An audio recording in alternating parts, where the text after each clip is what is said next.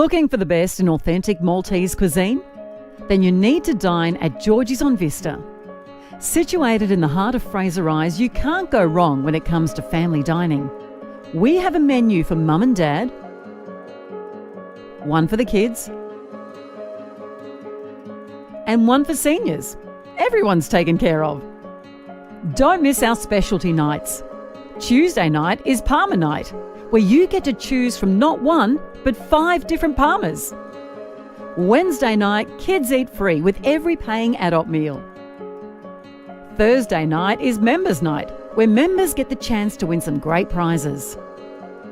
And Friday night, join us for happy hour between 5:30pm to 7:30pm. Jim, Johnny, Jack and their little brother Schooner are only $5 each. Looking to get an early start Friday afternoon for a punt? Our sports bar with TAB is open from 3pm Friday afternoons. To book your table, email info@georgiesonvista.com.au. Bring the family and come dine at Georgie's on Vista, 46 City Vista Court, Fraser Rise, Plumpton. Sport requires effort, sweat and strong will, and Macron knows it. A leading global company with Italian DNA in the production and sale of sportswear, when Macron first entered the sports world in 1971, it was a small yet strong player. Since then, Macron has been growing at a very fast pace, supporting teams, sportsmen and women at all levels, working hard to supply them with the best technical products to help improve their performances. With over 4 million pieces of stock available in our Italian warehouse and an extensive range of on-field, off-field and free-time products, we cater for everyone from amateurs to professional sporting organisations, even referees. Ranked 3rd most prominent football brand by the UEFA, Macron keeps expanding its presence worldwide, including Australia, where we are currently proud partners of Perth Glory, Macarthur FC, Port Adelaide and Parramatta Eels, and more to come. Work hard, play harder, Macron, your next teamwear partner. For more information, visit our website at www.macronvic.com.au or call us on 1800 Macron.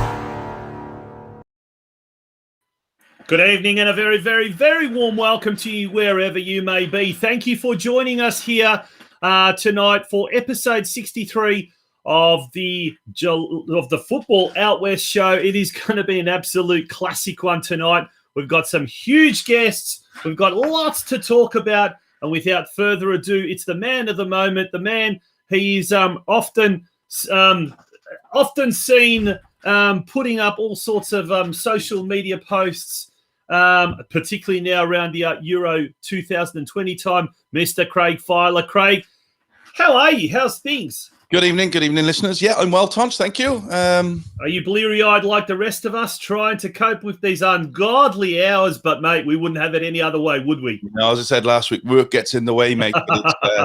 It does indeed. It's fantastic. I did make a schoolboy error the other night. I did set my alarm for 1:45 to get up to watch England, Scotland, and then realised that was the Croatia game, so I went back to bed for a few hours. Well, I'm sure he hasn't made this mistake. Steve Curtin, the third member of our little illustrious trio. Steve, very, very warm welcome to you. How are you, and how's things with you coping with the Euro 2020s? Yeah, got to be honest, full disclosure, I have popped a couple of Advils before the show tonight just to try and get through. The head is pretty damn sore, so hopefully we can I'll just keep noise to just a dull roar and we can get through okay. But yeah, what an exciting weekend we've had. And football's back at community grassroots level. Geez, we'll talk a little bit about that later on. But it's great to have the football, Craig. Great to be able to get out and about. And, well, if you can't get out and about, I guess it's great to have some of these live streams happening as well. And bottom line is football's back, and let's hope it's here to stay.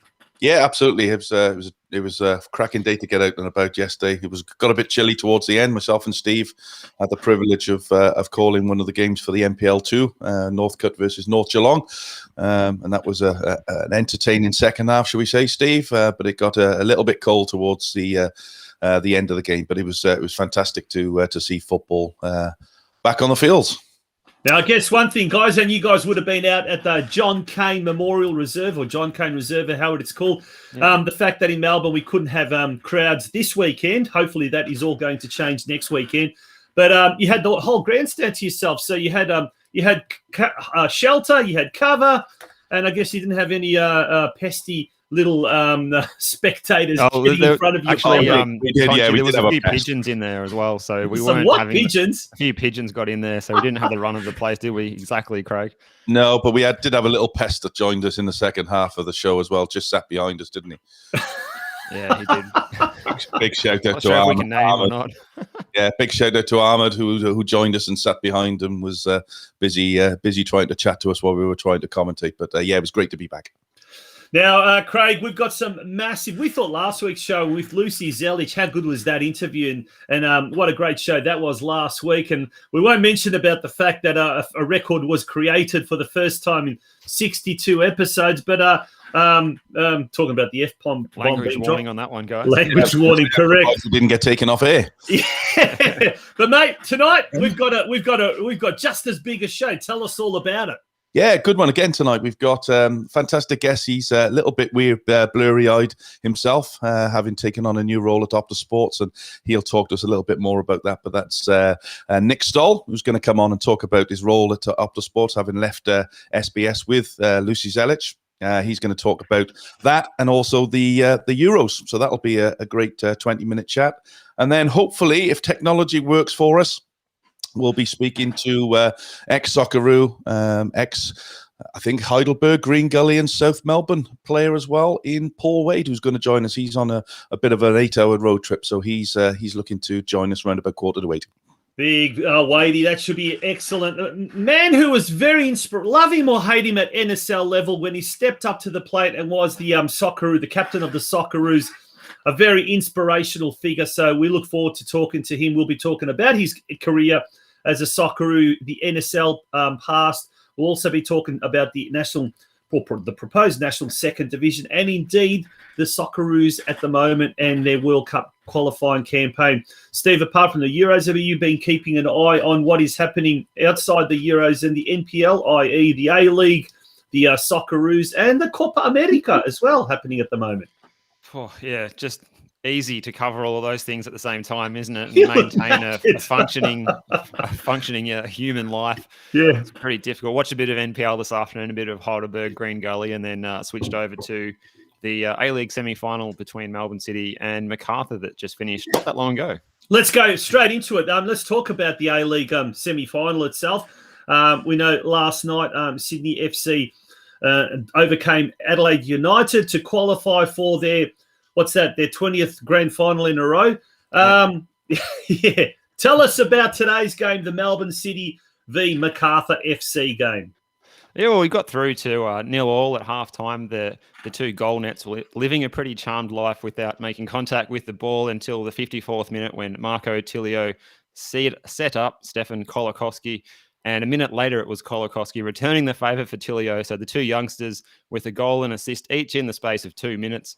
And that meant that Melbourne City got the 2-0 win over Macarthur, and they're through to a home grand final of some sort that we hope is played at Amy Park next Saturday night. And they played pretty well. They had a bit of issues with Craig Noon was going to return from injury, but he didn't feel so good in the warm-up with his issues, so he pulled out, and they managed to get the job done without him. Hasn't Craig Noon gone to the Wanderers or something like that, or to Macarthur for next year? I think next season, yeah. To where to? Someone will have that in the comments. I'm sure. I think it's Macarthur. I wonder if there's a conspiracy theory Well, there. no, we've got the biggest Melbourne City fan in the comments there, Clint, who was at the Welcome to Thornbury. We're hosting the Melbourne City fans this afternoon. That was live streamed as well, so I'm sure he'll be able to put it in the comments there for us. Yeah, definitely. Now, Craig, who else have we got on the show tonight? We mentioned Captain Socceroo Paul Wade, but we've got another massive guest as well joining us, haven't we? Did I not mention that? Oh, did he? Oh, my gosh, I've snapped out of it. NICK STOLL will be joining us formerly from the World Game. Sorry, you threw me a little bit there. I thought I was in a time tunnel. It's all happening. There's so much happening. Good things and bad things. One of the bad things. Thank you, Miles Matrevsky. I was looking at your comment on the this is disaster, absolute disaster for the Melbourne football community. Pascoe Vale sports scene or sports football store. They've been around, Steve, for about 3 decades, I think, 30-odd years. 38 years, I think it is. My very first indoor soccer top was an Inter top. Don't tell me they're closing. I drive past their store every time I go to Kate's house. They're closing. Oh, if you want to get some good deals, folks, go out there. Mauro Raponi for 38 years. It was a brilliant football business in the days when you could not get football boots and football kits and shin guards anywhere. They were the place to go. Now you can get them absolutely everywhere, and unfortunately, that's probably one of the reasons why these boutique sports stores are out of business. But look, I was reading something on that, Tonci, and I think it's got a lot to do with obviously COVID. The fact that a lot of teams will go in there for kits and football boots and likewise, but of course that hasn't happened, and double that with the situation with China with deliveries, and I think he just found it a little bit too hard and decided to call it a day, which is a massive shame. Yeah, as a result, another football institution bites the dust. But speaking of apparel suppliers. Our show tonight is sponsored by Macron Victoria. Big Giacomo Carulli out at Lygon Street and with Macron Victoria. They are our episode sponsors, where, as you can see, we're kitted out in all the Macron gear. So thank you to Giacomo and Joseph out there at Macron Victoria. And also big shout out to our major sponsor for 2021, the George Cross Football Club. And either next week or a week after, we will be having a long overdue George Cross themed episode. So we look forward to that. So all of you folk from the George Cross Football Club that are tuning into this show on a regular basis, keep tuning in and keep being part of our show. We would really love to hear. There's so much happening. Thankfully, thank goodness for that. And keep us entertained, keep us informed. I do believe the Rayman, he will be contributing a little later on because he's got some very, very important information about the rounds that were missed out due to the enforced lockdown. So he will tell us a little bit more about that, probably in the comment section a bit later on. But Craig, we must ask him about his red tomato as well, mustn't we, Steve? Yeah. Well, have you ever heard this one, Tonci? Like before, I've been to a few football games in my time. I've never heard anyone use the term a red tomato for a red card, and it came out from the Rayman yesterday. Well, I heard you use the term a slice of cheese for a yellow card, and I must admit I'd never heard that either. Oh, that's old news, slice of cheese, but slice of tomato. I never heard slice of cheese until you heard a slice of tomato was even odder. I knew you Australians were weird, but that's just summed it right up in 30 seconds. That. There you go. It sounds like a Subway store now, doesn't it? No, well, I've heard red ticket. Yes, give him the red ticket. The ref. Yep. You have to roll the R's when you say that. But yeah, interesting stuff, gentlemen. Let's move on and let's introduce our first guest for tonight. The man who was one half of the World Game team. And unfortunately, that is now no longer around. But he joins us in his new role on Optus Sport, and he'll tell us a bit more about that. And that is a very, very big welcome to NICK STOLL. Nick, how are you? Good evening, gentlemen. How are you? We are very, very good. Craig? Yes, very well, Nick. Thanks for joining us, mate. I know you've had a very, very busy couple of weeks, so we really appreciate you giving up your Sunday evening to have a chat with us for 20 minutes and get a bit of an insight from someone in the know, shall we say? Yeah, well, I'm super happy to do it. I apologize for the red eyes, as everyone can imagine. It's been a rough couple of days in terms of trying to keep up with Euros, Copa, A-League, Socceroos last week, Matildas. You guys, obviously, everyone has their own teams that they're playing for and coaching for as well. So it's been rough, and thank you to my understanding partner for me being completely absent from our lives at the moment. Yes, I'm sure. Tonci, do you want to jump in? Well, let's talk about the Nick. Let's talk about your first of all, your episode at the World Game. It had really developed a cult following. I'm sure a lot of the people that are here tuning into this show regularly tuned into the World Game, and it was just a fantastic dose of daily football. Basically, we had Lucy Zelic on the show last week, by the way. Very entertaining. Now she's notorious because in the first time in 62 episodes, thanks to Lucy, the F-bomb was dropped. So let's please, I think we've got a lot twice, of kids. Yeah, that sounds like you had Lucy on. Sounds like you had Lucy on. We've got a lot of kids that do tune in. Maybe after last week's show, we won't be having it, but let's just make sure that doesn't happen. But mate, you had you had an awesome on-air chemistry, and I guess you could really read between the lines. You two were just absolute devotees of the World Game. What was it like? The highs and lows of not just working with Lucy Zelic, but the whole team there at SBS TV on the World Game project? Yeah, I mean, I'd just say one of the kind of best things was me and Lucy got on so well off camera as well. And so that's probably why it came through that there was a good chemistry. And I think, that's always super important.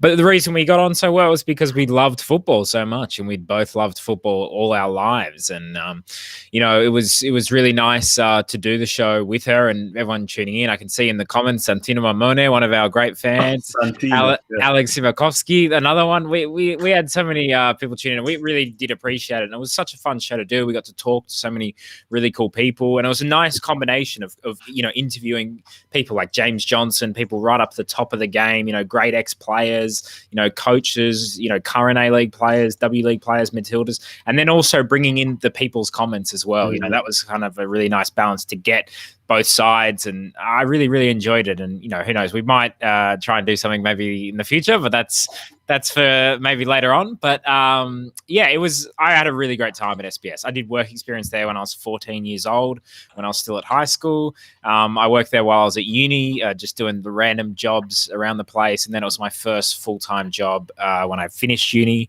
And the great thing about that place was just everyone loved football so much. You never had to go into the office and say, did you see the game this morning? It was assumed that you'd watch the Champions League in the morning. You never had to explain, who was playing, because I'd worked at other places where you had to go, did you see the morning? I go, this morning, was there a game on? And you're like, yeah, Barca, Manchester United or something. Oh, okay, United, is Beckham still there? And you're like, oh my God, okay, all right, here we go. So that was the best thing about SBS. It's just how much everyone felt. I mean, everyone, not just people who worked for the World Game. The people from the Italian radio would come and they go, oh, Inter this morning, they're doing incredible. The cleaners would come and talk to you about their teams and stuff like that. So it was a really wonderful time in my life. I've moved obviously on to Optus now, and I got to say, it's great to see that they have continued on that tradition. They care as much. You go in there and you're talking to every single one, and everyone's caring about, every Euros game and every Copa game. And that's what I really like about the place, is that they have that same passion. And that to me is really important. And Nick, thanks again for joining us. Just going back to that time at SBS on those regular shows with Lucy, was there one particular interview that you remember fondly more than any others? I mean, the one I remember the most is obviously the Adelaide incident, just because of the furor that it created. But it was funny. I mean, at the time, I didn't think. I just thought, oh yeah, it's Lucy being Lucy. She says crazy stuff all the time. And then the next day, I believe the Premier of South Australia was calling us out. So that was an interesting moment. And then I remember you guys had the Adelaide kits on the following show, I think, as well. Yeah, and piece. That's the thing is, full credit to the Adelaide United media manager. Got in touch and said, he understood what it was, and he sent us the kits, and that was the thing. I mean, we never had anything against the club. The club's a great club. And I mean, I don't have anything against the city. I've never been, but I'm sure it's great. But, it's just an offhand comment you talk for an hour and a half. You guys know someone's going to say something a little wild. And it ended up being the biggest talking point in Australia that day. And it just shows you kind of how the internet works. But, so that was kind of a memorable interview. Having like people like Daniel Georgievski on, I remember having a really good time chatting to him and him telling us about, what it meant to him, for example, to have grown up in Western Sydney, to wake up in the morning and hear the Champions League anthem on SBS, and then to go and play in the Champions League for Steaua Bucharest against Chelsea, and then have a really bad game. Andre Schürrle just tore him apart. And, and then he talks about how upset he was, like that kind of journey. And that was kind of the really interesting thing. We heard a lot of stories that maybe don't come out just in the general press conferences. People were able to open up a little bit more. So, it was, and even things like, I remember I called out Sydney FC for having a lot of success on the field, but not having as much success off the field. And then Danny Townsend joined us the next week to kind of debunk it. And, it was, I like that as well. I like the fact that people were willing to come on and challenge it. And if we said something, they would come back. So that was like, I guess, the really cool part of the show is there were strong opinions, but then people came on to defend themselves or to give even more strong opinions. And I really enjoyed that aspect because it was never, we never had any personal vendettas against everyone. We just like you guys do, just want to talk football. And when you talk football, strong opinions are always going to come out. Oh, absolutely. It's a game of opinions, isn't it? Yeah, absolutely. Craig. Yeah, so obviously your time at SBS has come to an end, and you're, as you said, you've now swapped to your new role at Optus Sports. Do you want to just let us know what that involves, what your role is at SBS and what you're doing there, etc.? Yeah, so at Optus Sport, I've just joined for the Euros and the Copa. I'm writing a lot of stuff for their website. You can kind of see my articles every day or so. I'm appearing on their podcast, the Gergen Pod, with Dave Wiener, and we have a different kind of guest each day. But today it was John Aloisi. Previously it was Thomas Sorensen. The Athletic, some journalists from the Athletic over on the ground have joined us. Some of we speak to our correspondents, like Adrian Arno Del Monte, who's been traveling all around on the coverage. So that's been really good. It just gives us a chance to maybe discuss a few things in more detail than they get to on the coverage. Because obviously, you've got to run the highlights as soon as the game finishes. You've got 2 minutes for this subject, 2 minutes for this subject, and then you're on to the next show. So it just allows us to flesh that all out. I'm helping them kind of as well with their social media and stuff like that. And just generally kind of, I was saying I'm like a Frankie de Jong, if I need to play centre back, no problem. If I need to move into midfield, if you want me to get into the box, no worries. I'll play combinations. That's my role there, is just to... Well, I think there might be a few England supporters want to know, can you play centre forward, mate?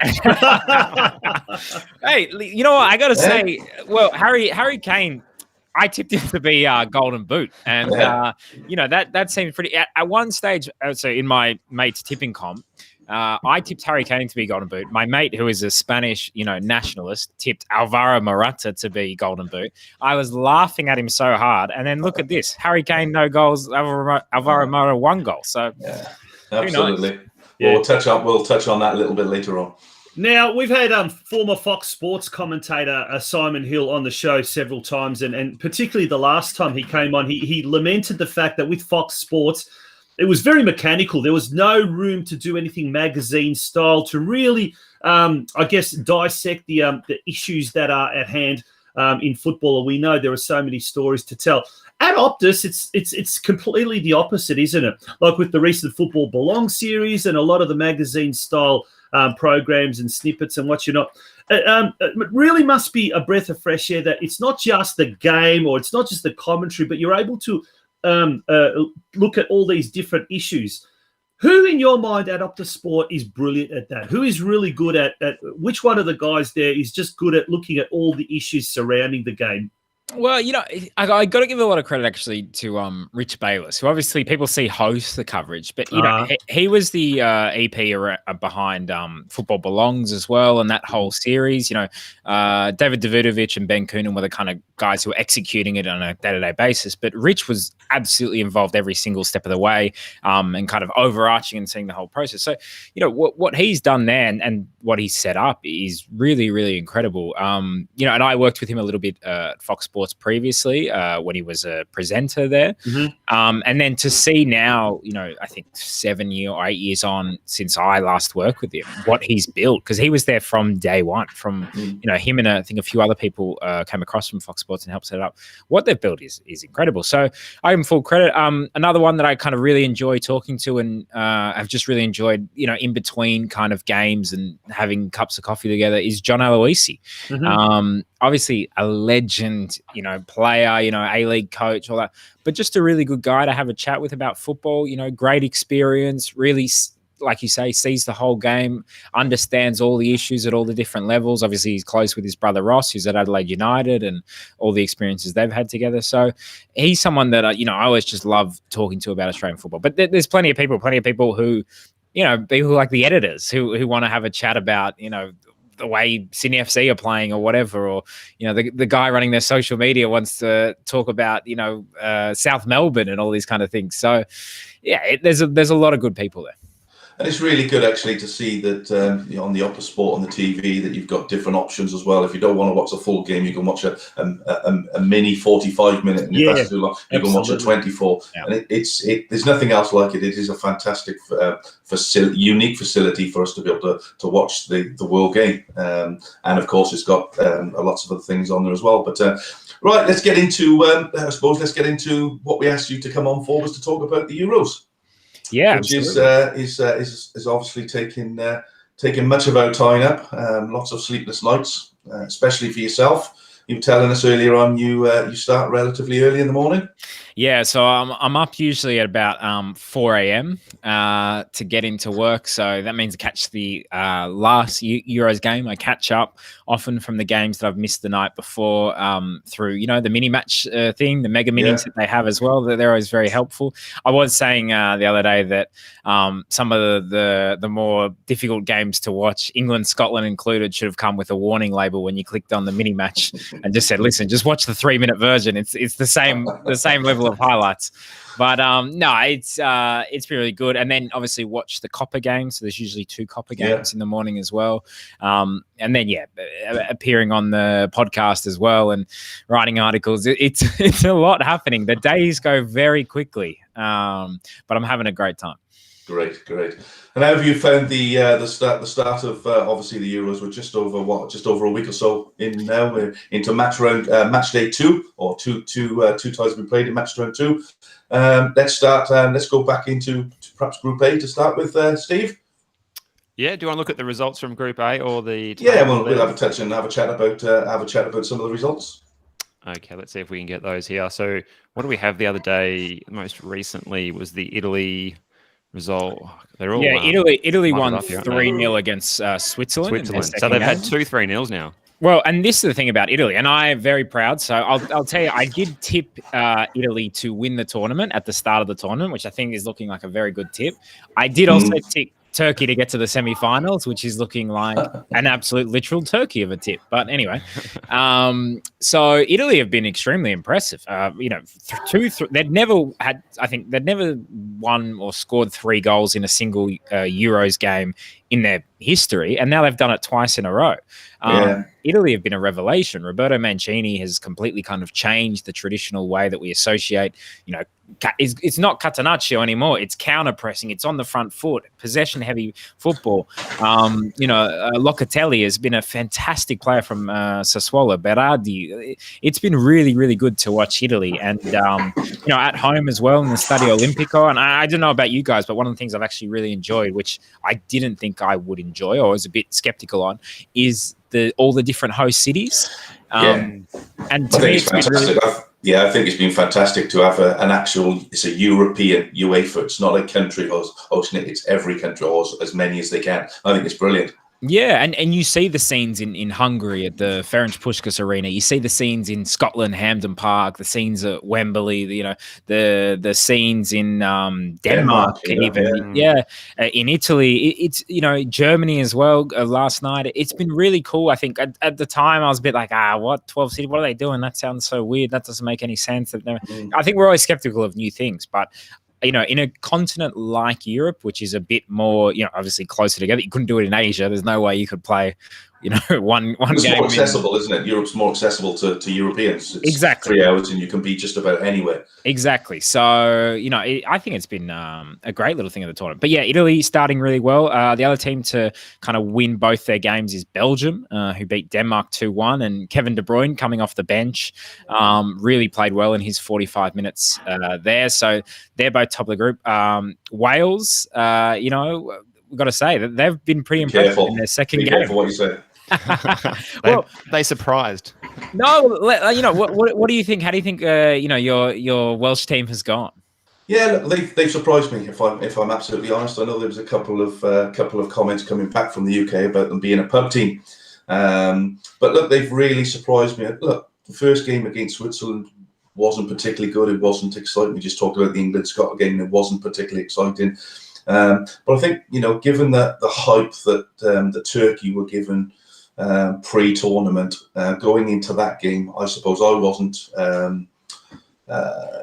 thinking we were going to get anything. But they absolutely dominated that game from start to finish. It probably could have been 3-0 up in the first half.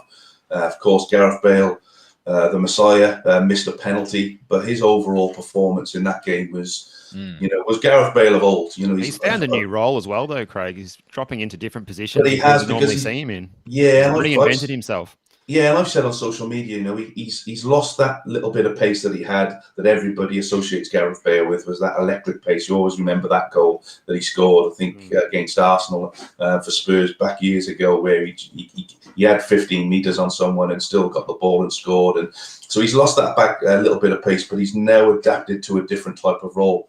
And he's a very, very proud Welshman. The old joke is, it's Wales first, Gold second, Madrid third.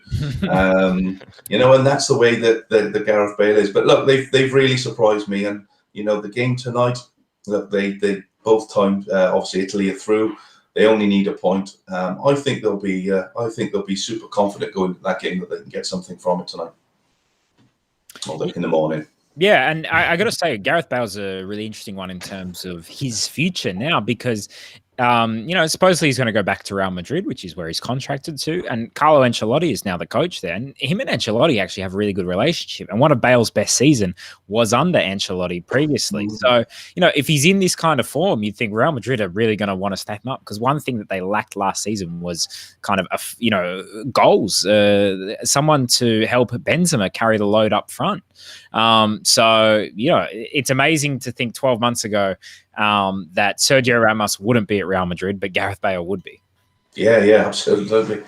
But look, I think Wales will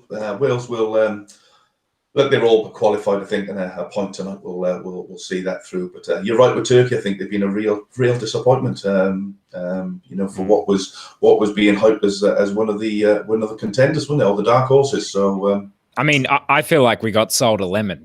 All the previews. Yeah, exactly. All the previews I was reading, all the videos I was watching, we saw them beat the Netherlands 4-2. I think 3 months before the tournament, we saw them take 4 points off France in 2019. This Turkey team, We've been completely catfished by them. They're not what they were advertised as. Yeah. They've wound the odometer back, haven't they? Really? Yeah, and like you say, they could have been down 3-0 against Wales in 20 minutes. The whole thing was their defense was meant to be amazing. Absolutely not, based on this game. So I don't know. It's been an interesting one. But talking of defenses, Italy, as always, Mancini's gone in there and changed, I suppose, as you said, the style of football. But they still have this backbone of their defense, and it's very difficult to get through. And I think if they win tonight against Wales, I think it's a record 30 wins since. Or 30 games unbeaten. Yeah. That's phenomenal international football, isn't it? Any thoughts on the Chiellini injury, guy? Well, I just think the way that they're playing, he's a huge absence, obviously, because of his leadership and his organizational abilities. And maybe as the tournament goes on, it'll prove to be a bigger issue for them. But based on the first 2 games, they were just so dominant all over the pitch that you couldn't expose them based on, I think Switzerland thought when Chiellini came off, we sense a bit of danger. Now we can go for them. And it was 1-0. They were 1-0 down almost instantly straight afterwards. Yeah, I think Chiellini's obviously he's going to be out this evening. I'm not sure they're going to risk him for this game. based on the fact that they've qualified, so they're probably going to rest him for the quarters. But that'll be great for Wales, because I think Dan James, Gareth Bale, and I'm not sure Ramsey will play. I think they'll probably rest Aaron Ramsey. But just touching back on him a little bit here before we go on to the other groups. But how nice is it to see Aaron Ramsey back playing the way that Aaron Ramsey does? We go back to 2016 at the Euros, where himself and Gareth Bale were so dominant, and he's had a real poor run of injuries over in Italy with Juventus. But if I was a Juventus fan now, and I'm seeing Aaron Ramsey play like he did the other night, I'd be frothing in the mouth of what he could do for the next year. Yeah, for sure. Should we move on to Group B? What about Group B? We've touched on Belgium as well. They had to sort of fight back a little bit against Denmark, who threw the kitchen sink at them in the first half the other night, didn't they? Yeah, it was actually, I think, Denmark bottom of the group, but incredibly unlucky. Obviously, the first game they had the Christian Eriksen incident, which was horrific. But I think they had 23 shots to 1. Finland still won 1-0. It was the only time I think a team has won at a major tournament with having one shot at goal. They happened to score with that one shot. They had 2 touches in the box. So that's how unlucky Denmark was in that game. And they were actually really good in the first half against Belgium. They really kind of put them under pressure. But Belgium just had that quality where they can bring on Kevin De Bruyne, and Eden Hazard, these players, they're so talented. And really it's their golden generation, and it's their last chance to win. I would say, based on the age of the squad, it's the last chance for this generation to win a major tournament. And there's huge pressure on Roberto Martinez to deliver, because they're the number 1 ranked side in the world.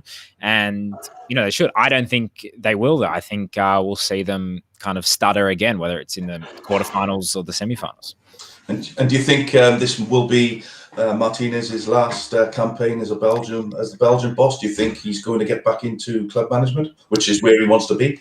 Yeah, I'm not sure what his future will hold, but I imagine, I think he won't deliver the trophy, and therefore they'll say, okay, it's time to move on. You had your chance, and you had your chance with the most special group that we are going to have, I think, for a long time. I know Tielemans is young, but Eden Hazard is kind of heading towards the latter stages of his career.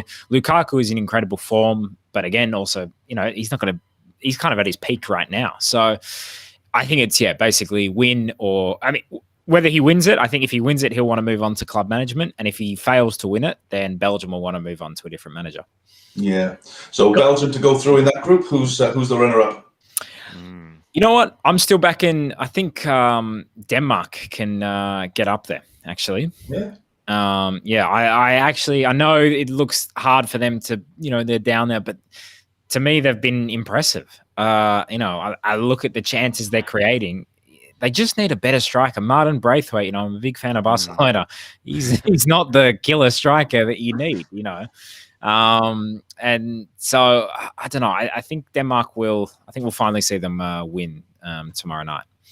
Okay, let's move along now to Group C. And Group C, Netherlands, as can be expected, 2 wins from two starts there. But Nick, in your opinion, who's going to be in number 2 in that group? I think the Ukraine are looking quite good. I like the way Shevchenko's got them playing. They pushed Netherlands all the way. They've got some quality players, like Yarmolenko, Malinovsky from Atalanta. Yeah. So there's good players. Zinchenko, obviously, he plays as a left back for City, but plays in midfield for Ukraine, which is always an interesting kind of thing to see how different coaches use the same players, because then you get a sense of the possibilities that he might have later in his career at club level. He's not just a left back, he's actually a midfielder. That's where he started his career. So the Ukraine have been good. North Macedonia, it's been a great story, and it's been great for the Macedonian community of Australia, and I've loved seeing them all across the country gather at their community centres. I think that's one of the great things about the Euros from an Australian perspective, is seeing all the different communities. Obviously Australia doesn't participate, but we get to experience all the different communities around Australia. So they've been great. I don't think they will go through, though. So I think it'll be Ukraine and Austria maybe getting in on a 3rd place. Mm-hmm. Moving along to Group D, gents. Czech Republic, England, Croatia and Scotland. Anything can happen in that group. Craig? Come on, Scots. Nick. Oh, look, it's a funny one. I think Czech Republic. That'll be an interesting game they play against England. England really have to go for it. There's no sitting back. And I have listened to Gareth Southgate's interviews after the game, and he said he knows it's frustrating for England fans, but they're not going to win the tournament in the group stages. So it's about getting out of the group and playing. Playing Scotland's not like playing the Czech Republic. It's not like playing Croatia. It's a totally different game. Everybody knows everybody's game because they play with each other week in, week out. So it's a very, very different game. It's more of a real, local derby in any league in the world.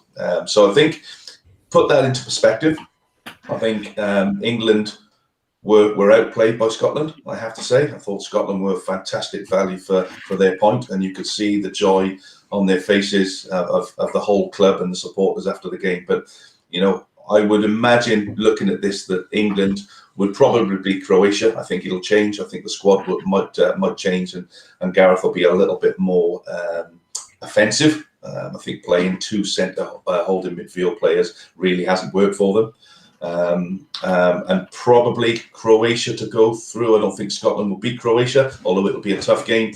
I can see Croatia maybe just nicking that third place. You guys? I don't know. Croatia's never beaten Scotland in Scotland. That's a tough one. They're going to be very tough at Hampden Park. But look, anything can happen. If the Czech Republic defeats England, Croatia defeats Scotland, or England could be out. I mean, it's one of those, it's going to come down to the last game. One thing I'll say is that probably with England on 4 points, they'll still, even if they finish third, they'll still get through it. And sometimes that's a little bit of the frustrating thing about the way that it's structured. You obviously remember in 2016, Portugal managed to get through without winning a game. Three draws, right? And it was playing turgid football, and then they managed to go on and win the title. So, there'll be a few underwhelming third place teams that get through, but who knows? They can go on to do the damage when it matters in the knockouts. And what's your thoughts on Harry Kane there for England, Nick? I mean, I think Harry Kane is a wonderful player, but I don't know if he's unfit or he's just not working for him in the system. I mean, he looks really kind of tired, doesn't he? Yeah, he looks exhausted. And I thought, like you said, Scotland did a great job at kind of shutting him down and shutting the England team down. And when it's not working for England, like it wasn't against Scotland, they did look like they were out of ideas. They didn't exactly look like they were creating, quality chances. A lot of players you saw them get the ball head up and then making three decisions in their head, turning, not really knowing what's going on. And I think it exposed that, there was a lot of people saying England were one of the favourites along with France for the trophy, but I'm seeing big problems. Yeah. Okay, let's move along, guys, to Group E now. The uninspiring group, can we call it? Yeah, it all went quiet. Take us through it, Steve. Take us through it. There we go. Group E. Well, Sweden topped the group. I have to say, without playing the most thrilling football I've seen in the tournament so far, as it stands. So they're in the top spot there, ahead of Slovakia, who are surprise second, and Spain and Poland, probably the two teams who would have tipped to be in the top two places. They're in third and fourth. So. And this is the one group where it's really wide open. You look at, they've got 4, 3, 2, and 1 points respectively.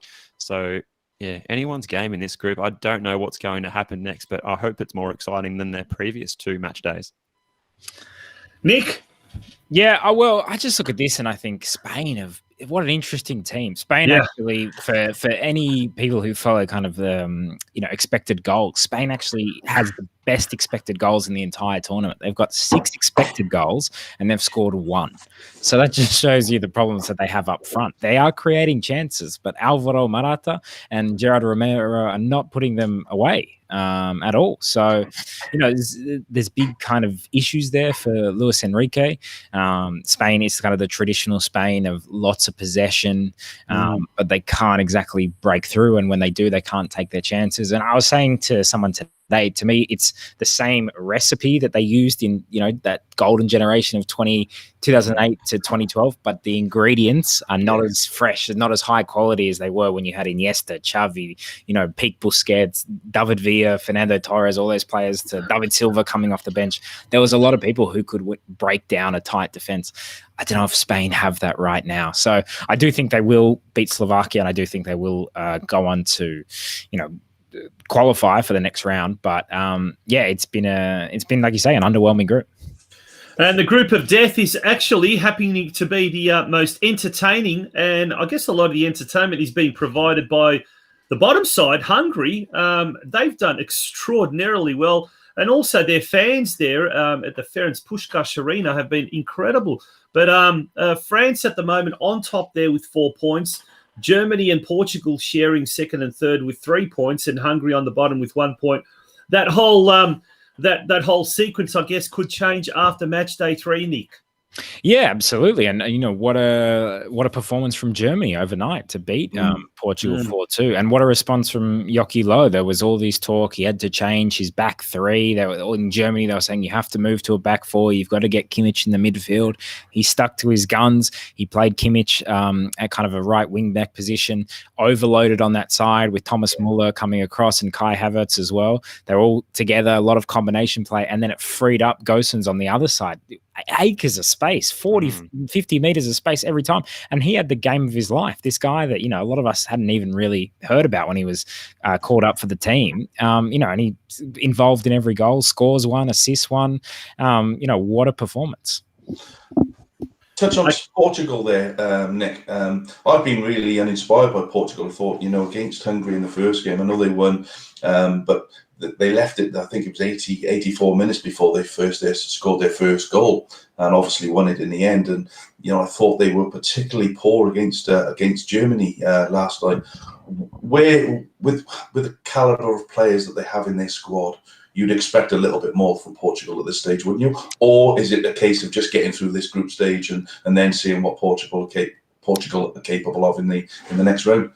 I think sometimes coaches who are defensive-minded first, sometimes struggle when they have a higher quality of attacking players in their selection. Fernando Santos was in charge in 2016 when they didn't quite have the same level of attacking caliber. They didn't have the likes of, Bruno Fernandes and players like João Felix and Diego Jota and all these kind of great attacking talents. It was kind of a lot of Cristiano Ronaldo and Ricardo Quaresma up front. We all remember Adair was the one who scored the goal, and then we never heard about him again. So I don't know. I just think sometimes coaches struggle when they're clear that their philosophy is I'm a defense coach first, and then they have to go on the front foot because of the quality players that they have. Now, I think he's the wrong manager for these players. That's it. And I think he's still he's caught in two minds. He's trying to make sure that the defense is still solid and they're still kind of hard to break down. Although, look, Germany opened them apart time and time again. But he's also trying to make sure that he can fit all these attacking players in the team. I got to say, one big out for them that I think people are kind of forgetting. João Cancelo got COVID before the tournament. He was meant to play right back. He looked amazingly in form in the lead-up games. And it was on his side where Gosens just ran wild against Nelson Semedo. And I wonder if they had João Cancelo, would they have not only been able to defend better, and shut down, but also because he goes forward so much, would Gosens have had to not go forward as much, and that would have nullified the threat. So, I think that's a big out that I didn't see a lot of people talking about it today, but it did cross my mind. Yeah. And Nick, just on France last night, we saw them struggle a little bit, surprisingly, at Budapest there against Hungary. Has Deschamps got a problem against teams that are going to sit deep and get a lot of men behind the ball, perhaps? Yeah, I think so. I think it's another thing. It was the way that France won the World Cup, but Giroud didn't have a shot on target or something the whole tournament. It was sit deep, break, use the speed of Mbappe, which is an incredible weapon to have for sure. But when there's no space for him to go in, they do struggle a bit, and they're not set up to do so. So I think for France, well, like we say, it is about getting through the group, and then when they come up against the bigger teams, like Germany, they might have a bit more chances actually on the break. But yeah, it is. But if you've got somebody of Mbappe's pace, you would drop deep anyway. You wouldn't allow that space in behind. Exactly. You saw it the other night for in the first game where, I think on the halfway line he gave somebody 10 meters, and by the time he got the ball, he was 5 meters in front of the guy. So you can't give those type of players those spaces to run into. And I think actually probably what's going to happen is we're going to have a lot of boring games involving France, because teams will have to sit so deep against them because they fear that pace. And then it'll be up to kind of the likes of Griezmann and Benzema and Mbappe as well, who is very good as well in tight spaces to break them down. But I think as well, there are some issues within the camp that we can see in terms of Mbappe and Giroud and Benzema. We know before the tournament, Benzema said he's a Ferrari and Giroud's a go-kart. So, that's not easy to get over in a team when that's kind of said publicly. We always know the French always have some issues, but I heard a good line the other week, and I like saying it: empires crumble from within. And France is a football empire right now. They've got all the things. But if the problems start happening within, it can all go. But that's always been the case with France, Nick. They always seem to have that infighting within that group. Every year something comes out, and every tournament something comes out.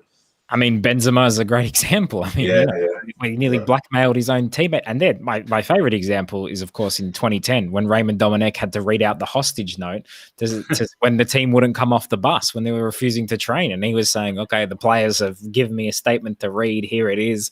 I mean, it's very entertaining, but it's not very good for your football.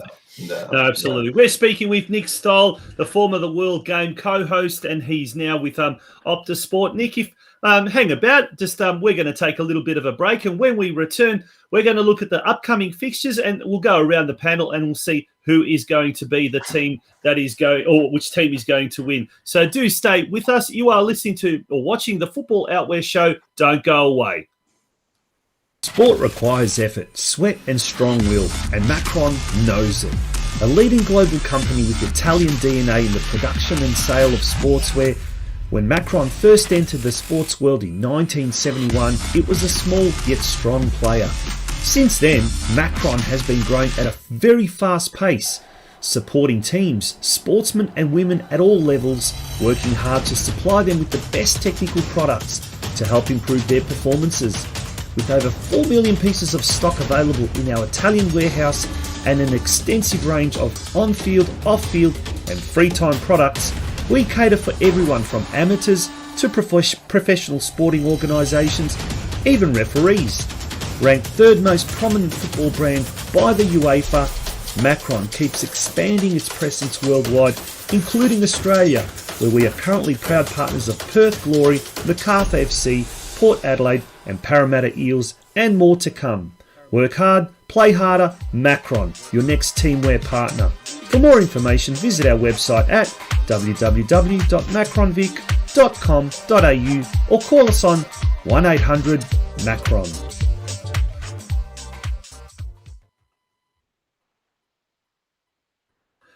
Welcome back to the Football Outwear Show. It is episode 63, and we are graced with the presence of Nick Stoll with us. Nick, we know you can't stay for too long, so we really appreciate you coming on.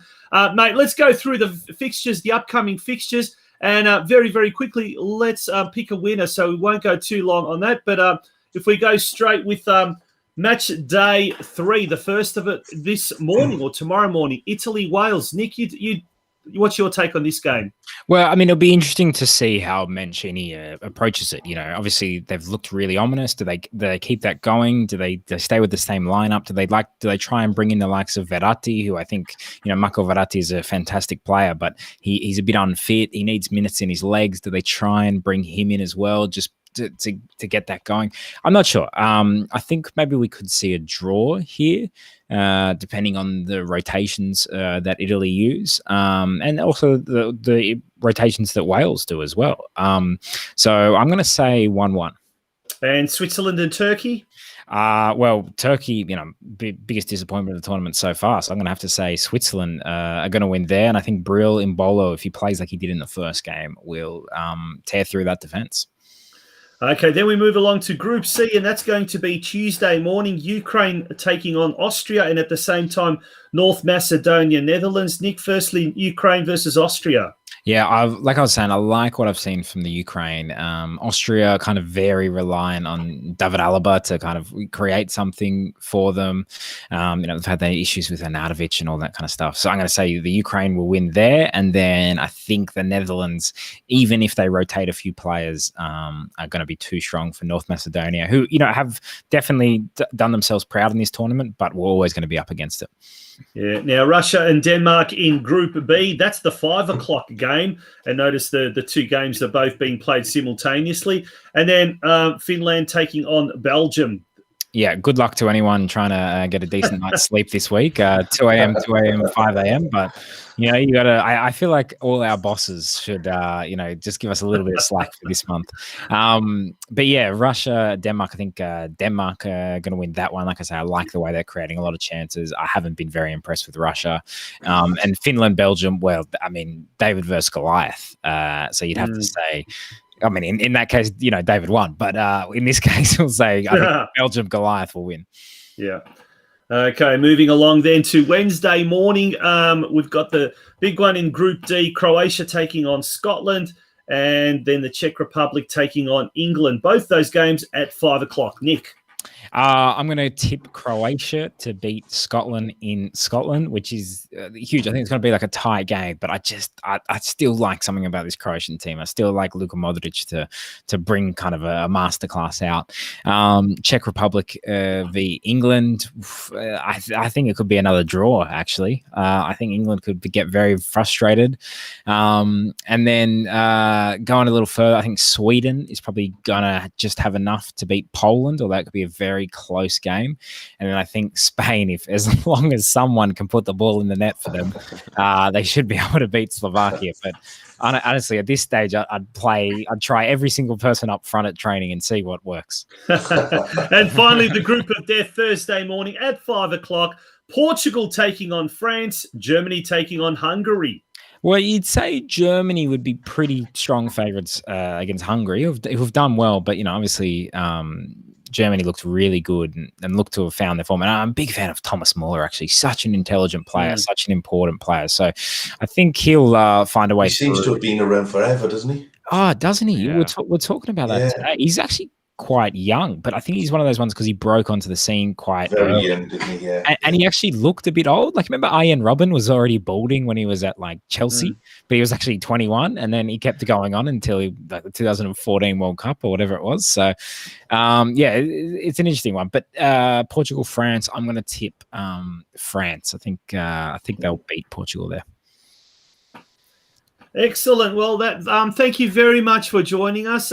Nick, really, really was entertaining having your knowledge, your insight into the Euro 2020s. A few more weeks of bleary-eyed existence, but we wouldn't have it any other way, would we, mate? No, and you know what? I want to say a big shout out to you guys for doing shows like this. I think it's great to see people all across the football community doing it. I really love to listen into it when I can and be a part of it when I can. So thank you so much for having me on, and thanks to everyone in the comments. Good to see some familiar names there getting involved. So I just love the passion for football. Absolutely. Can never get enough. Yeah. That's what we do. Thank you very much once again. All the very best, and we look forward to seeing and hearing more about your work at Optus Sport. Okay, have a great night, guys. Good on you. Nick. All the best. You too. Lovely gentleman, Nick Stoll. Stolic, as he was christened or rechristened by Lucy Zelic on the World Game, but great for him to join us. Guys, it's been awesome, hasn't it? It's been a great show. We're well behind schedule, but nonetheless, one thing we haven't talked about is the love it or loathe it. We've got so much to talk about. We completely forgot it. Yeah, let's go back to that after. I think let's get our other guest because I think he might be waiting for us in a car park somewhere on the. Is he on the line? We haven't got him yet. I've got to get him on. So if you want to take me offline, and I'll go in and get him on.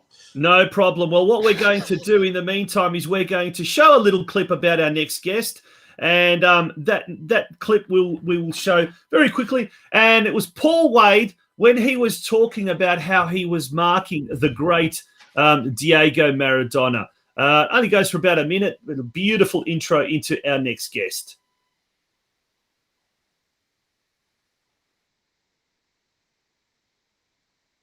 I was given a job 2 weeks out. Yes, you are marking for Maradona. Well, get a wink of sleep for 2 weeks. Because I'm thinking of all the things that he did for Napoli and Argentina, scoring goals against England, you name it. I'm really freaking out. But Eddie Thompson gave me a couple of videos of his last 2 games. So that's what I did. I just watched those. And it calmed me down a little bit.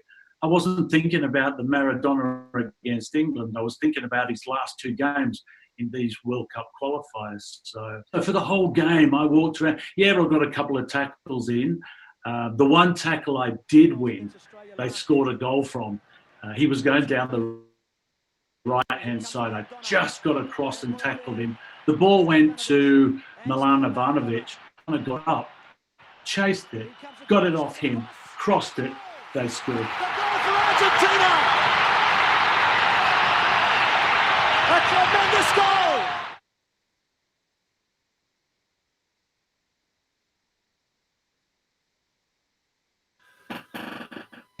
Welcome back to the Football Out West show, and that was the intro to our next guest. Hopefully he's on the line. Craig, have we got Paul Wade on the line? Fingers crossed technology works, and we welcome Paul Wade to the show. Wadey, are you with us? Hello, Paul. Oh, you got to be kidding. Hey, far out. No, we can't hear him. Steve, can you hear him? Can't hear Wadey, unfortunately. No, unfortunately not. Bear with us, Paul. They can't hear you, so just bear with us a second. We'll try and sort it out. Just take us off for a sec, guys, and we'll. Yeah, that's all right. We'll fill the time. So the word is that Paul Wade is on an 8-hour road trip, and he's taking time out of his road trip to speak to us on Football Out West. Is that actually confirmed? Oh, that's pretty full on, isn't it, mate? Now, look, my recollections of Paul Wade, he was a player that at local level, you either loved him or you hated him. Now, me being a Melbourne Knights fan, and he at the time was playing for South Melbourne, could not stand the bloke. You hated him, absolutely hated him with a passion. But when the man stepped up to be Captain Socceroos, there was no more inspirational character. And that little snippet that you saw on, unfortunately, was quite poor quality. Go on to socceroos.com.au or even Google Paul Wade talking about marking Maradona. It's a pretty amazing interview. He was an inspirational character. And it's great to see that he has remained involved in football all of these years as well.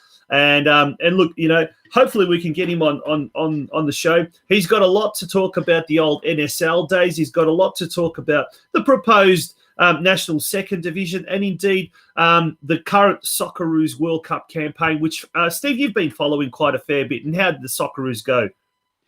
Well, they fared very well, actually, which was really good to see. So they've got the job done. Probably that last test was that one against Jordan, who are always going to be the most difficult opponent in the group, as opposed to the likes of Nepal and Chinese Taipei. They got the job done with a 1-0 win over there. And so a couple of 5 a.m.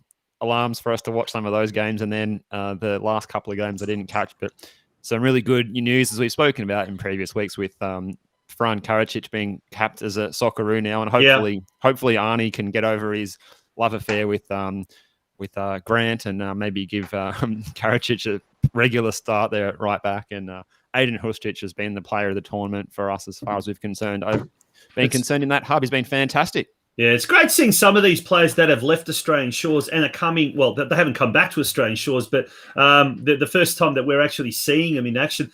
And they've just gone up a level. They've gone up a couple of notches. Craig, have we got our guest on the line? Well, I can hear him. He's here in the background. I'm not sure, guys, whether you can hear him or not. So, Paul, can you hear the guys? Hello, Paul. Can you hear us? No, you can't. They can't. There's usually that one little button that needs to be pressed that hasn't been pressed. Yeah, my missus always tells me I hit the wrong button.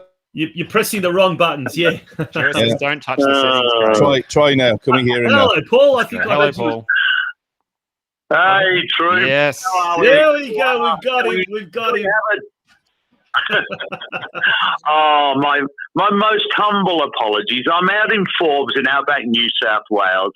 I've just been with over 90 teams playing in a gala day, and it's been absolutely gorgeous out here. Wow. And the last little thing I got to do is talk to you guys. I failed. My most humble apologies. Mate. Is it getting cold there yet, Wadey? Is it cooled down there? Oh, I tell you what, yeah, -2 this morning, but Jeez. by 9 o'clock it was -1. Yeah, There you go. if- Good memories of correct me- kicking the frost off the ground as a junior Yeah. there. Correct me if I'm wrong, but isn't Forbes renowned as the Elvis impersonator centre of Australia or something like that? Isn't that the case? Yeah, that's where the dish is. Out in Parks and Forbes, they claim one and the other. It's like Man United, Liverpool with those two towns. They love to hate each other. And some of those emotions came out on the park today. I mean, it was great to see. Yeah, I've got some vision of it.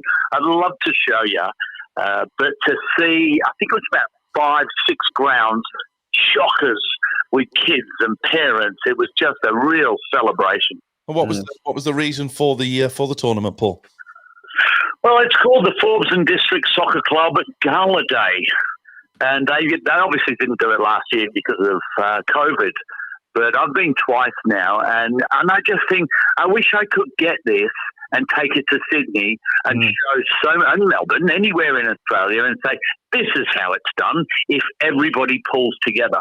You know what I mean? I'll send you some vision. You just go, wow, it is so healthy out there in the west of New South Wales. Yep, send that over to us, Paul, and we'll play that on air sometime over the next couple of weeks. Now, Paul, you've been involved in football, in Australian football, for many, many decades. Firstly, with the old NSL, with the Socceroos, obviously, and obviously you still remain involved in the game. Where are we at as far as if you had to sort of be a teacher and you had your report card there? How would you rate Australian football at the moment compared to periods in the past? Are we in a healthy state? Are we in a struggling state? Is the potential finally being realised? No. Yeah, look, honestly, I don't think we're in a struggling state. I think most people think that is because we don't get the exposure that we deserve. If you put some of these games on the TV, and I'm not... You know, if you put a few people on bums on seats and put it on Channel 10, then people would watch it because the product, there is absolutely nothing wrong with it. I think the people's perception is, oh, well, there's not a full stadium, therefore it's crap. And we're quick to do that, aren't we? We gauge it on what we see, and what we see at the moment isn't quite right. But the product itself, boys, absolutely, I'm so happy. Very good. And just touching on that as well, Wadey, what are your thoughts on the new Paramount Plus Channel 10 deal that's seeing the Socceroos, the Matildas, the FA Cup, the A-League, the W League, all on one platform? Yeah, congratulations to Football Australia for being able to do that. That's it's a big thing. You know what? I was involved with Channel 7 many, many years ago with Bruce McAvenny on Sports World on a Sunday morning, and they got the rights to the football, and we were celebrating. Yes, you know what? More people are going to see it, but I don't know what happened to the scheduling, but they put it on at 10 o'clock at night. It was on C7 Sport, which was their pay TV channel, and that was going well as well, but not everybody could get it. So, look, I hope it's not a false dawn. I hope that whoever is putting this together puts some money in to make it work so that the game looks how it should be. You know, if we invested the amount of money, Channel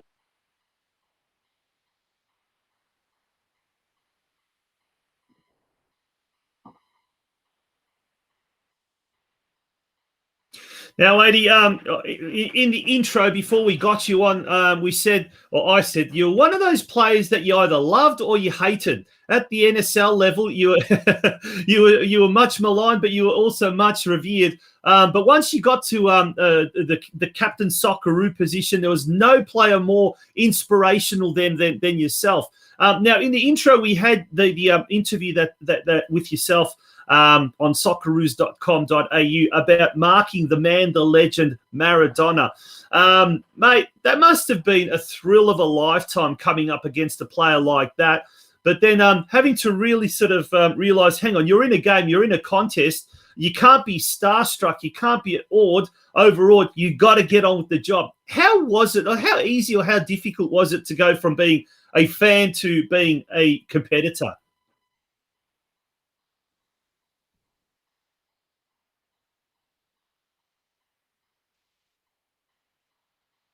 Mm.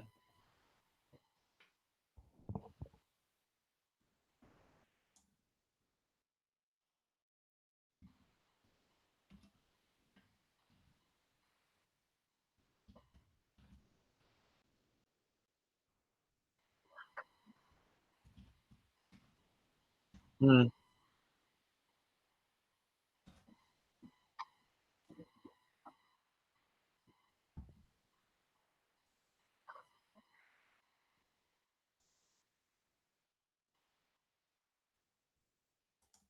Mm.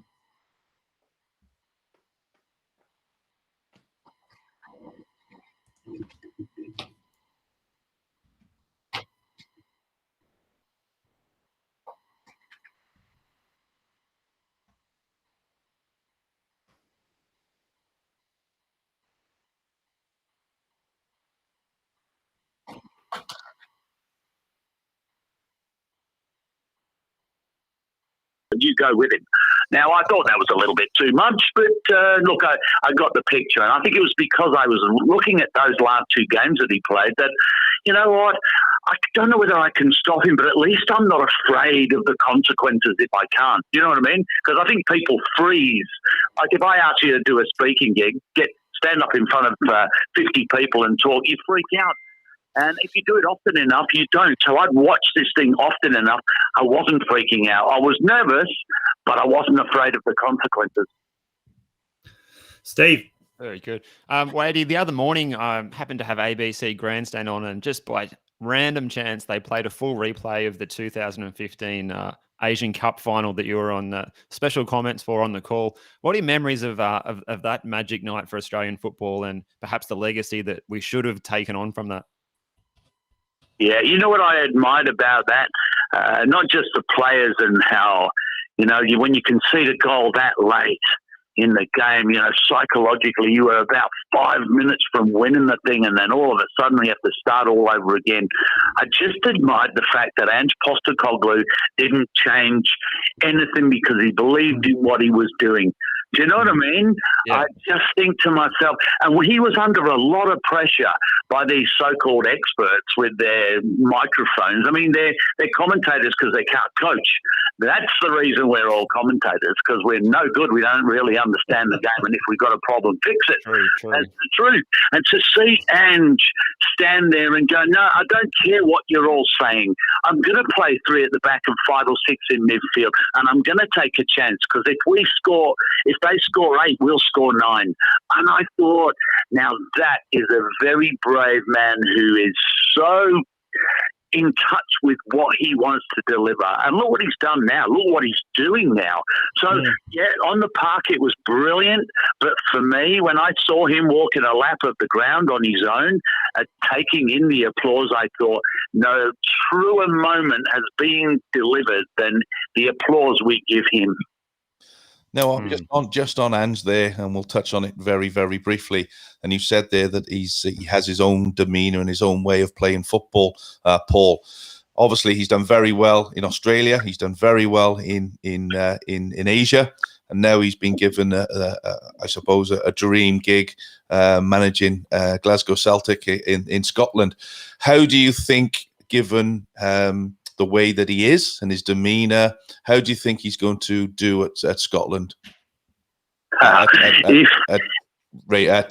Celtic, yeah. Honestly, it's a tough one. If he's got, like Eddie, again, I refer to Eddie Thompson. He said you surround yourself with people you trust, people who have got your back, so that there's nobody behind you with a knife. There are so many people in Scotland with knives who are just dying to stab him. I was listening to, it was on the internet, somebody from Radio 5 Live. Do you know that? Is that a program somewhere? Yeah. That's how much disrespect I've got for him, because he's laughing and he's going, who is this Ange Pop got? That was Alan Brazil on Talk Sport Radio. That was, yeah. Yeah, what an absolute disgrace. And it's because of people like him that is going to make the job very difficult for Ange and the players.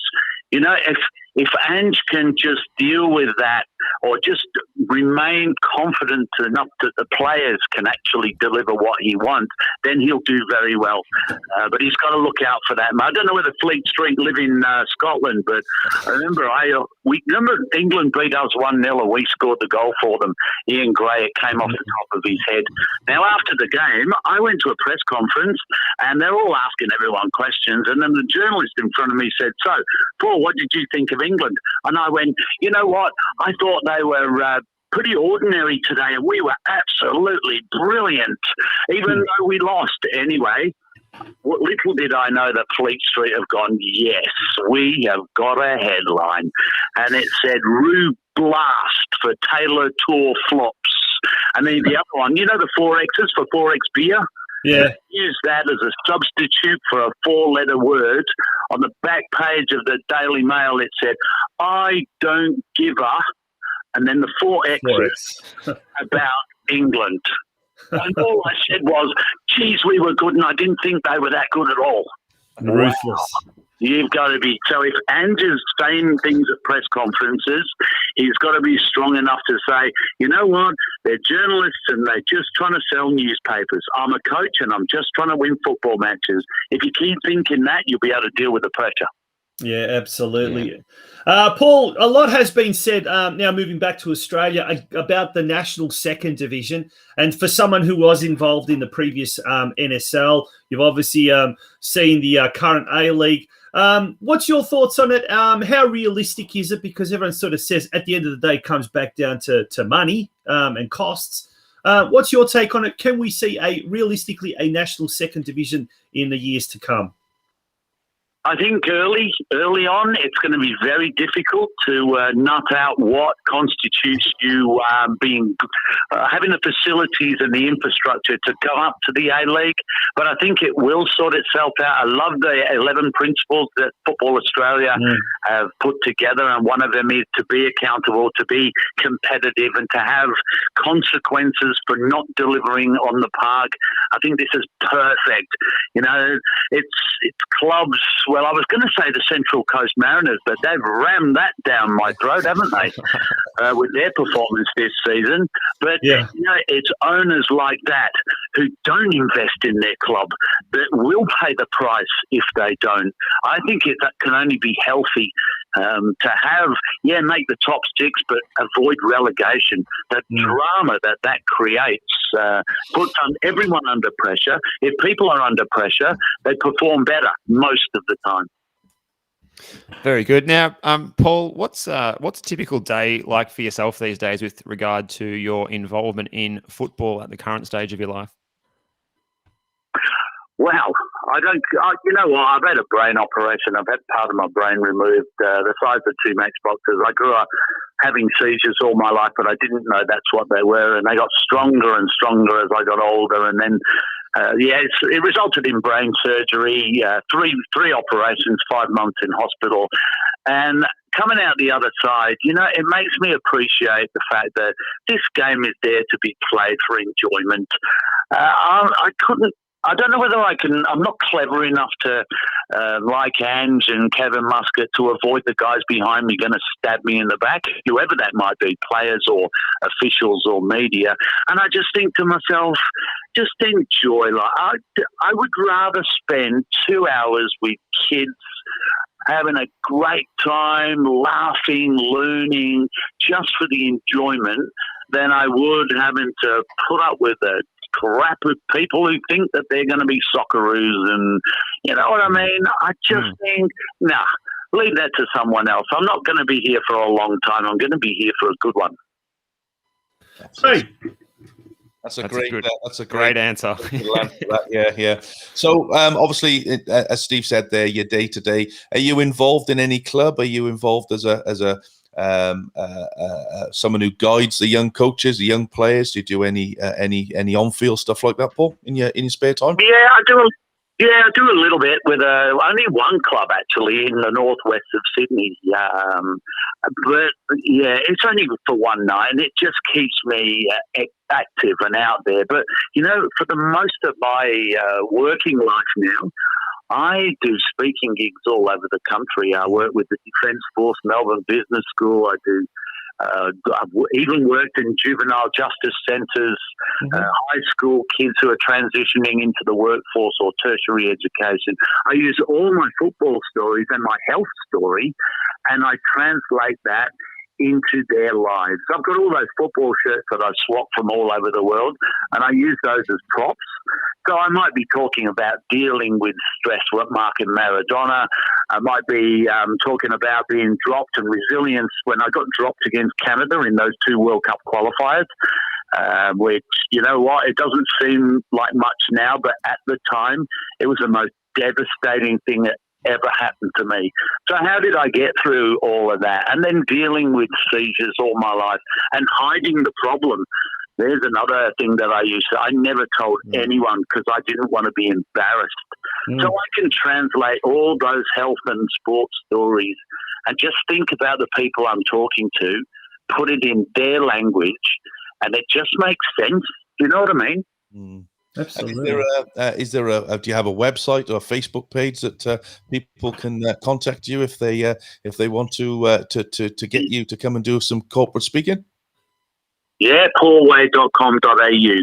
Yeah, there is a Paul Wade who's I don't know what he is. He's a bodybuilder or I don't know what he is, but no, that's not me. That is definitely not me. Don't order the wrong guy. His second touch was better than mine, that's for sure. I don't know who he is, but my first touch was that bad. My second one was always a tackle. It's www.paulwade.com.au. Is that the one? Those Paul Wade's Life Skills, yep. Yep, that's it. We'll pop that up on our comment section for listeners to. There we go. So Paul Wade Life Skills. Some absolute. Well, it says corporate and school speaker who delivers fun and relevant, work-ready, motivational speaking programs. Mate, just listening to you here can tell that you're a man of passion. And that continues from your football days and obviously your life experiences. But it's absolutely fantastic to see you and still being involved with football, with the sport that we all love. The Socceroos, the current crop of Socceroos, how far can they go? Are they in a transitional phase? Are there some players that have really taken off?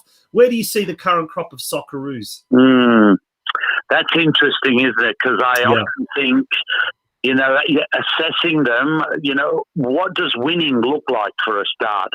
Can we win the World Cup? No. Will we ever while I'm alive? No. Will we get to the second round? Yeah, with a bit of luck. Will we get to the World Cup? Yes, if they play the best they can all the time, because we take nothing for granted anymore in Asia.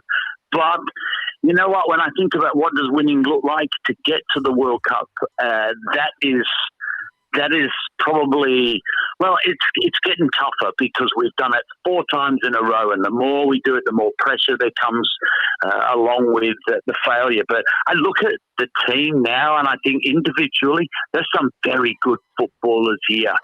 And I think with Graham Arnold's approach, he's not the disciplinarian that Ange Postecoglou is. One thing Arnie was brilliant at when he was being a Socceroo was just creating an atmosphere of enjoyment. He just loved being around people, and he made everyone feel relaxed. And he does that now. You can't change just because you become a coach, and it'd be great to see. So if he can mould that really positive, love being in each other's company with that, go out there and express yourselves, boys. If you can beat 2, beat them. I'm not going to put any restrictions on you. I look at all of them: McGree, Ristich, Jackson Irvine, Boyle, Mitch Duke, Netka. There's a very strong midfield there, just quietly. And at the back, Ryan, Vukovic and Redmayne. There's some quality keepers there too. If you're going to win the league, you do it because you've got very good goalkeepers, not conceding goals. And I think we've got 3 very good ones right there. Fantastic. Definitely. Steve, have you got any last questions for our guest? One last question, Wadey. Thanks again for your time tonight. Speaking of World Cups, we've got a pretty significant event happening in Australia in 2023. Do you think the Matildas and the Women's World Cup happening in Australia can be the catalyst for us to really take the game into popular culture and the mainstream in Australia even more so? Yeah, absolutely. I remember we had the Olympics in 2000. Everybody was at Little Ats because it just captured everybody's imagination. And where I've been today in Forbes, the girls, there weren't as many teams as the boys, but there were more than you could ever imagine 20 years ago. So if these Matildas, and they are capable of getting to the semi-final and final, if they realise their potential, the magnitude of what they will done will be felt for decades. It is important that they actually entertain us as much as anything. We can handle being beaten as long as you're giving us absolutely everything and you're just playing out of your skins with flair.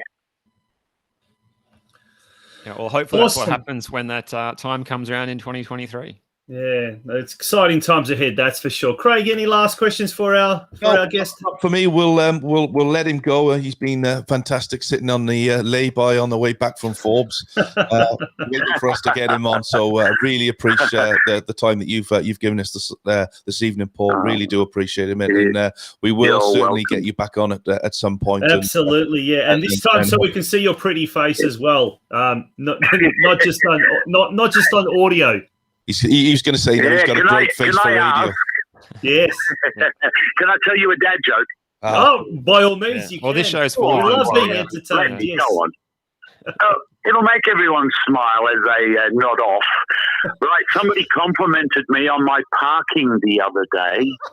They put a little note on my windscreen. It said, "Parking fine." Parking fine. On that note, thank you very much, Paul Wade. Not only is he a former Socceroo captain and inspirational footballer, he's a motivational speaker and a dad joke comedian teller. I don't know what would the last one be?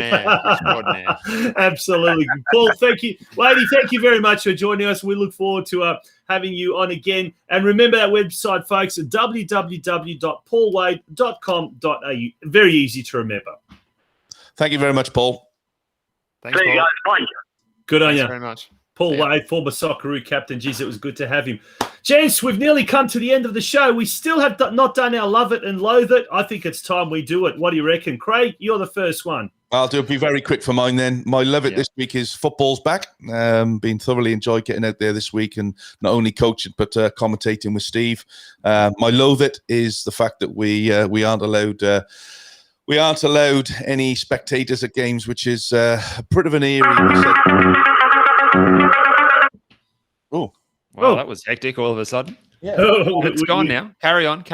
We myself and Steve spoke about it yesterday. That it was very eerie yesterday in the John Cain Memorial Stadium there with no supporters in. So it's a little bit worrying that we're not allowed spectators in. There's some big games going on in Victoria this week. With the FFA Cup and none of the obviously the metropolitan teams are allowed to have spectators in, which is a great shame for football. Yeah, Steve, I totally agree with you there, mate. Absolutely, Steve, you'll Love It and Loathe It for the week. Yeah, just quickly again, I'll just rush through this one because I think the sting's been taken out of these subjects now. But my love, is this week the news about 10 and Paramount Plus. Not only we already knew they had the A-League and the W League, but to combine that on the same platform rather than going rogue and splitting it between that and Stan Sport or some other thing you would have to subscribe to. It's all in one place there. You've got your Socceroos, Matildas, and the FFA Cup. So teams, these local teams that we talk about on our Football Out West show from the western suburbs and Geelong and the regional west could be on Channel 10 TV potentially playing FFA Cup ties, and that's something that we should be very excited about and be celebrating because I think that's great news to push it into the mainstream, isn't it? And just quickly as well, we're even going to see Archie Thompson on Channel 10's Celebrity MasterChef, so the cross promotion is well underway. Yeah, I haven't watched Channel 10, I reckon, for a good 2 years. I may renege on my little self-imposed exile of Channel 10. I might, just because of that. Well done, Channel 10. Yeah, and also it means also a $300 million investment all up, 200 plus 100 over two separate deals. So the investment is there too. So good news. And there's I was going to say, there's also talk that there's going to be a further 100 US million investment through one of the Paramount connections or subsidiaries or something like that, where they're actually going to invest in they've already taken a stake in the A-League. Channel 10 through their company Paramount. But there's also talk of further investment. So, look, any investment in football can only be a good thing, I say. Yeah, that's right. And we've also seen Optus Sport nailing the Euros and the Copa at the moment, getting so many good football people on. Their roster is enormous. Brilliant. It's more than the 26-man squads that the nations have named at the Euros as opposed to the 23. It's fantastic. But, if Paramount Plus and 10 can, mirror anything almost, half as good as that, they'll be doing very well. Yeah. And the Loathe, Steve. Yeah, this one... not a Melbourne City fan, but I was still pretty riled up by this because I still bear the grudges of that sort of Sydney-centric feel of the A-League since the very first season of it, when Sydney won the premiership in the first season there, and the decision to shift it up to that semi-final. Just getting some feedback. That's gone. Shift that game to Jubilee last week. It was pretty disappointing. And, there wasn't a lot of transparency to explain why they chose to do that decision ahead of going to regional Victoria. Fortunately, Greg O'Rourke did come on to Fox Sports post-match tonight after the semi and just let me simmer down a little bit from being so furious about it all. Yeah. And last but not least, yours sincerely, my love it moment for the week, the live streams, having them back are absolutely fantastic. I tuned in, Steve, to the one that you and Craig co-commentated yesterday between Northcote City and North Geelong Warriors. I tuned into a few other games as well, the Knights one as well last night, Hume City. I was involved in a commentary today for Geelong Galaxy United as well. So it's great to have the live streams. The technology these days is absolutely incredible to allow these kind of things to happen. Yet we still have technological issues like we've been having today. And actually, speaking of technological issues, Craig has just stepped off and he'll be joining us back very, very quickly. The Loathe it moment, those bloody English fans, fair income. All they do is boo at the Croatian anthem. They booed at the Scottish anthem. That's disrespectful. And certainly this is not an indictment on the English team itself. But the English FA needs to do something. They need to come out and say, publicly that what their own fans are doing is once again bringing their own nation into very shameful. And apparently 2 weeks ago, when England played, I think it was Romania in a friendly as well, the English fans booed the English team as well. So I mean, they're just collectively a bunch of. And this is not aimed at the English nation. This is not aimed at the English footballers per se. And I've been to England a couple of years ago, and the actual people are very, very nice people. And the more rural you go, even nicer they are. But I know Craig will probably disagree with me there being a Welshman. It's full of English, mate. That's the problem. Yeah. But as far as the football side of things, it's pretty, Anyway. Let's not go too far into the negatives and let's not bring politics into the show. But, Craig, we've got a news breaker that's run through. Have we not? Oh, we think so. We've got Brendan Ray, who's the Ray man. He's got some exciting news to share with us all. Brendan, good evening.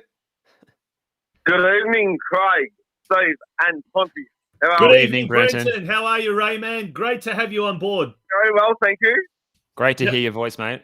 Now, mate, you've got some late breaking news, as you usually do, and this is so important that you wouldn't put it in the comment section, but you'd let us know live. So, mate, over to you. The microphone is yours. The NPL Victoria top flight rescheduled games will be as follows: 14, Friday, August 13th, and Saturday, August 14th. Round 15, Friday, September 3rd. Saturday, September 4th, and Sunday, September 5th. Round 16 will be the final day of the season on Sunday, September 12th, 3 p.m. There you go. Victoria. NPL 2 Victoria. Round 10, Friday, April 13th. It's Saturday, August 14th. Sunday, August 15th. Round 11, the final day of the season, will be on Saturday, September 11th. NPL 3 Victoria. Round 10. Saturday, August 14th. And Sunday, August 15th.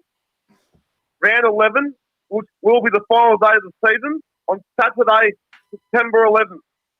The Men's State League, as far as I know at this stage, is to be announced by Football Victoria in due course by its competition team. Brilliant. There we go. There's shades of the Brownlow medal count there, I felt, with that one, Brenton. It was very good. Yeah, it was very, very dramatic. Also, sorry, carry on. We just announced from the Premier League for the opening weekend on Friday. Which What was it? The opening weekend TV selections for the Premier League and also for August. Fantastic. They're on the website, on the EPL website, are they? Correct. Perfect. And it's on the website, all the details there. Good on you, mate. How are things down at Hoppers Crossing? You must be overjoyed that football is back. I was just disappointed not there Wednesday for the press, obviously, due to the ridiculous and utter disgusting. No swearing, Brenton. No swearing. We can't do that 2 weeks in a row. Well, hopefully you're back there next week, Brenton. The pathetic, incompetent Victorian government. I say Brenton Ray for Premier of Victoria. And at least I got on the post-game at Williams Friday night, and he gave quite a bit of thought about the game, and so did the Westgate defender Rob Pagnuolo, who joined me on HCSC TV from the post-game wrap. Yeah, we saw that as well. It was fantastic, mate. And I think all the most of the listeners that listening to the show will see your HSTV podcast that you put out every week. You're doing a great job, mate. Keep it up. Absolutely. And thanks for giving us all the insights. Also, a couple of big shout-outs for people who I know. Go for it. Go for your life. Chantel Grimer, the Avondale FC fan, who's tuning in right as we speak. Daniel Wilson, Kelly Luscombe, Liam Swift and Matt Swift, and Ed and Kate Bellacra are all tuning in on the show tonight. Fantastic. There you go. There you go. You are our own personal hype man, mate. You brought the crowd along with you. Fantastic stuff. Thank you very much. Yourself. Not forgetting. We don't worry about it. Can't forget Santino. Cannot forget Santino. He's always in the forefront of our mind, Santino. Yeah. All right, Brenton, thank you very much for joining us tonight on the Football Out West show. We look forward to having hearing more of the breaking news from the Rayman throughout the season. Thank you. Thanks, Brenton. Thank you, Brenton. Good on you, mate. Good on you, mate. All the best. Hey, gents. What a top look. Yeah. Well, it must be time to sign off. It brings us to the end of our show. It has been a very eventful one, a long one as well. But Nick Stoll was great, very informative. We had Paul Wade. His jokes weren't as good as what his stories were, but nonetheless, had Steve laughing. That was a good one, huh? Parking fine. Yeah, gents, all the very best for the week ahead, and we look forward to finally having crowds back at next week's games if all goes well. Yeah, and we'll be back on the run of talking about all the games, the weekend's games, the results, and upcoming fixtures. So yeah, look forward to catching you all next week. Thank you very much for that. Thanks, Steve. Thanks, Craig. Cheers, Thanks, boys. everyone, for tuning in. A big shout out to our sponsors tonight, the Caroline Springs George Cross Football Club. They are the major sponsor of the Football Out West show, and also our episode sponsor, Macron Victoria. Thanking them very, very much for all of their support, and thanking you all for all your support. Good night, and thank you for being with us.